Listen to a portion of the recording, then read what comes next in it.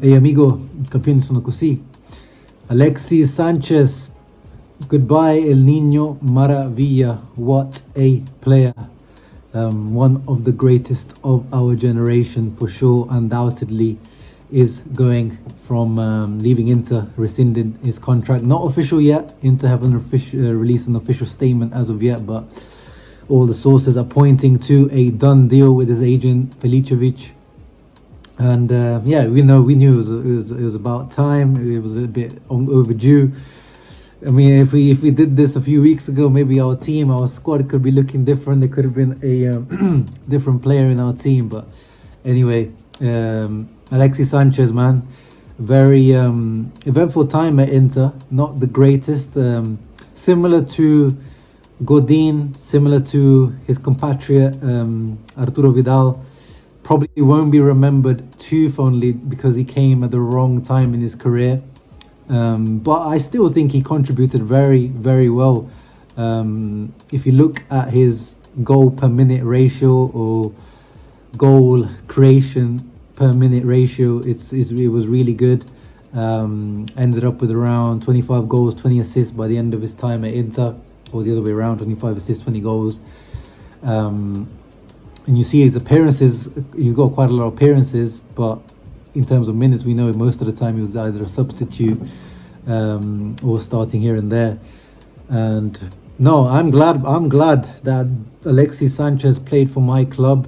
You know, as I said, one of my favorite players of this modern era, just came at the wrong time. The Alexis Sanchez from Udinese, mamma mia che giocatore, Barcelona, Arsenal. Like, what a absolute world class player. Like, just probably below the elite, just below like Messi and Ronaldo at some points, like in terms of how good he was at his absolute peak, which we didn't get, but still contributed, of course, his highlight, the Supercoppa finale against Juventus last season, the last minute goal, 120th minute, Bonucci. Legend has it, Bonucci is still waiting to come onto the pitch because, you know, and then obviously took his top off, and that iconic celebration, you know, holding his top up. Number 7, Alexis Sanchez, and that iconic interview, "Hey amigo, I campioni sono così." That's what champions do, and that's the one thing, you know, his the theme of Alexis Sanchez's time at Inter. He always had very strong belief in himself right until the end. Even now, you know, he was pushing to go to a top club. He wasn't accepting any second tier clubs, where it looked like he might have to right now, with all due respect to Marseille. But they're not, you know, a top club like he was looking for. He was looking for Barcelona basically, but yeah, he needed to come to terms with he's not quite there. Technically, still, you know, one of the best around. Like even in Serie A, like as I said, whenever he comes on, he usually always made an impact. He was always better coming on as a substitute than he was as a starter.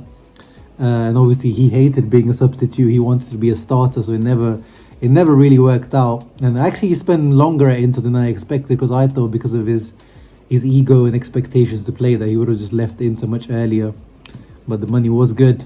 7.5 million net this guy used to earn, which costed Inter 9 million gross a season, which is why in the end they had to make the decision. Like, it was just too much money.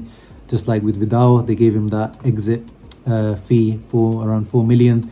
With Sanchez, let's see, it will come out, of course, in the Inter's financial report at some point. Some people are saying it's 5 million gross that they're paying him, which is less than I thought it would be, because I thought they were looking around 5 million net, which would have been, you know, 6-7 million gross. But it looks like it's going to be around 5 million gross, which is like 3.5 million net. And according to Calcio e Finanza, this will result in a saving of around 8.5 million to Inter's books in terms of his wages, plus amortization and all that kind of stuff. So it would have a positive effect on Inter's books, although it still would count as a loss. So let's see what the financial books will say. It is obviously not ideal. Like, and every time you have to pay a player to leave your club, it's not ideal.